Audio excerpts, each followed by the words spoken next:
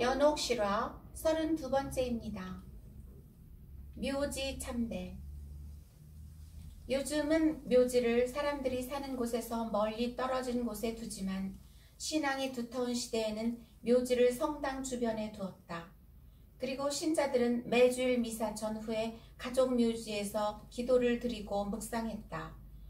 묘지 참배란 무덤을 손질하고 꽃을 새로 갈아놓는 등의 일을 뜻하는 것이 아니다. 그것은 죽은 사람에 대한 존경을 드러내는 것이다. 그러므로 죽은 사람을 위해 특별한 이익은 못 된다. 첫째로 신자는 죽은 이를 위해 기도해야 한다. 묘지에서 하는 기도는 특별히 죽은 이에게 유익하고 동시에 산 이를 위해서도 도움이 된다.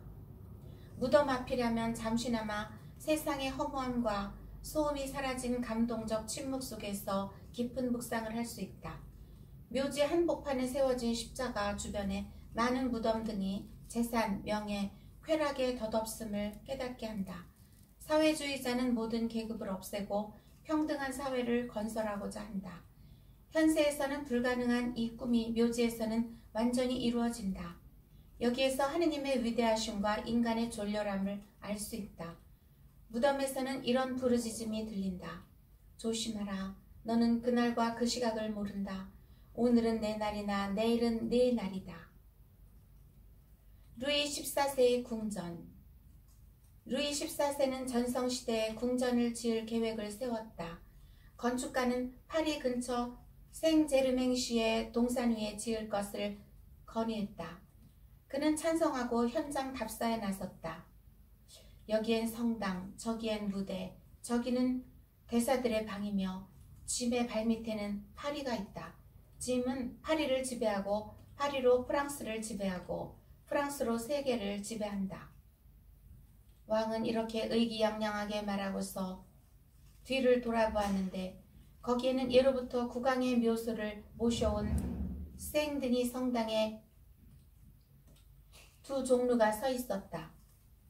여기는 안 되겠군. 베르사유로 가자. 그러나 이것은 잘못된 생각이었다.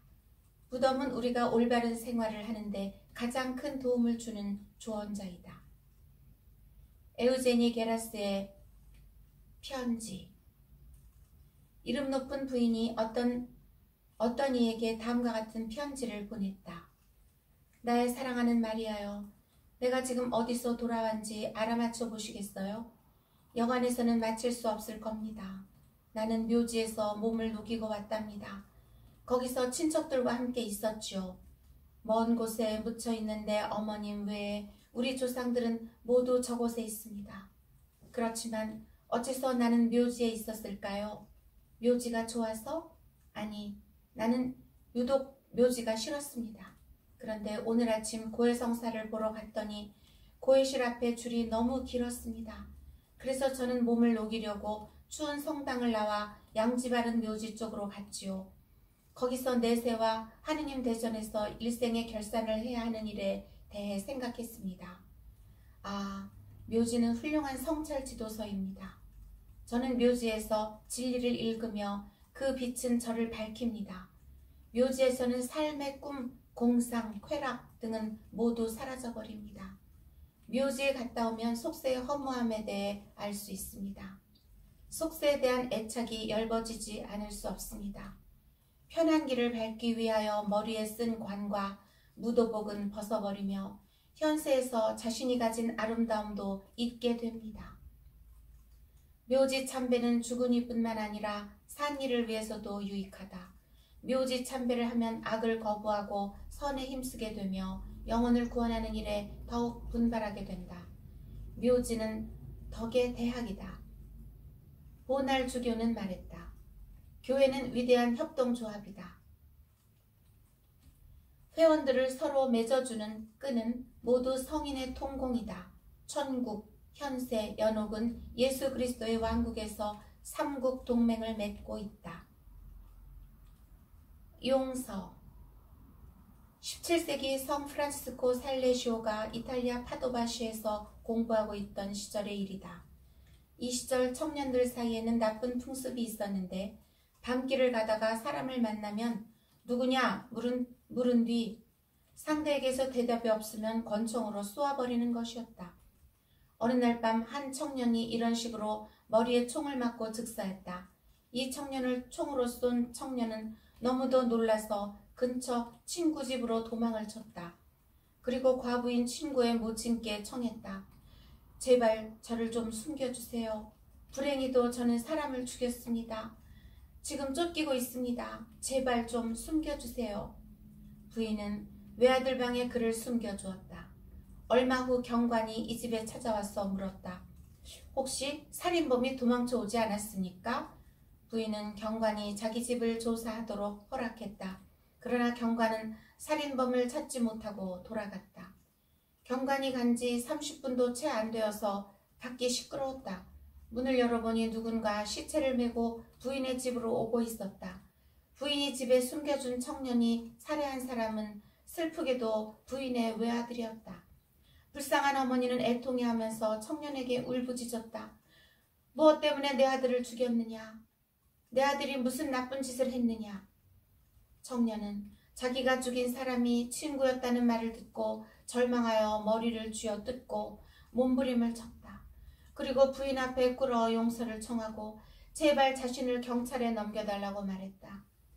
헤아릴 수 없이 큰 슬픔을 당한 모친은 자기가 그리스도인임을 상기했다. 그리고 자기 원수까지도 용서하신 예수 그리스도를 본받고자 소망하며 말했다. 예수님의 사랑으로 당신을 용서할게요. 하느님께 용서를 청하세요. 경찰의 손에서도 벗어나게 해주겠어요.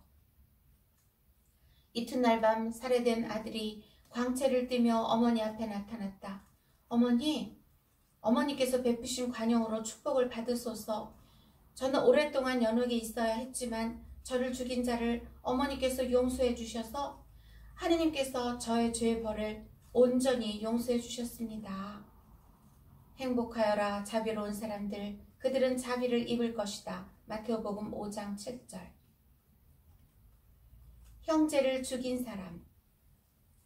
16세기 중엽 이탈리아 로레토시 근방 레카라치라는 작은 동네에 어떤 신심 깊은 의인이 살고 있었다.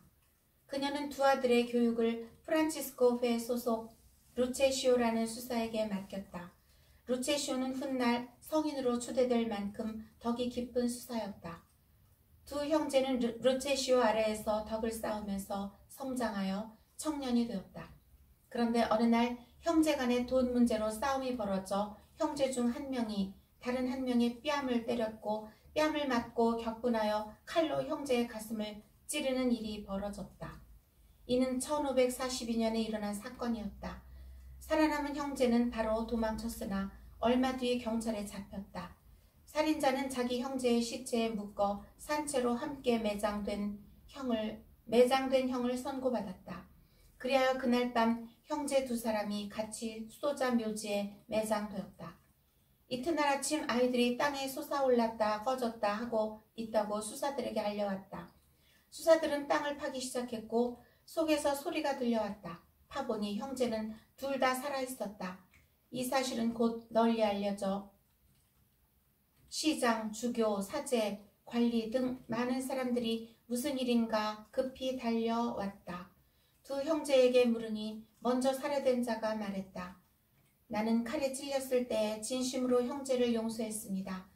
그리고 복자 루체시오의 보호를 청했더니 내게 연옥을 면하는 은혜를 주시고 또 죄를 보속하도록 다시 살아나게 해주셨습니다. 또 한 사람은 이렇게 말했다. 형제의 시체에 묶여서 그대로 죽는다고 생각했을 때 나도 복자 루체시오에게 의탁했습니다. 그리고 완전한 통회를 하면서 만일 구해주신다면 프란치스코 회의 수사가 되겠다고 결심했습니다. 재판관께서 허락해 주신다면 복자께 말씀드린 약속을 지키고 싶습니다. 모친의 가슴에 벅차오른 기쁨과 복자 루체시오에 대한 두터운 감사는 이루 다 말할 수가 없었다. 그 자리에 모인 사람들도 이 기이한 사건에 대해 하느님께 마음 깊이 감사드렸다.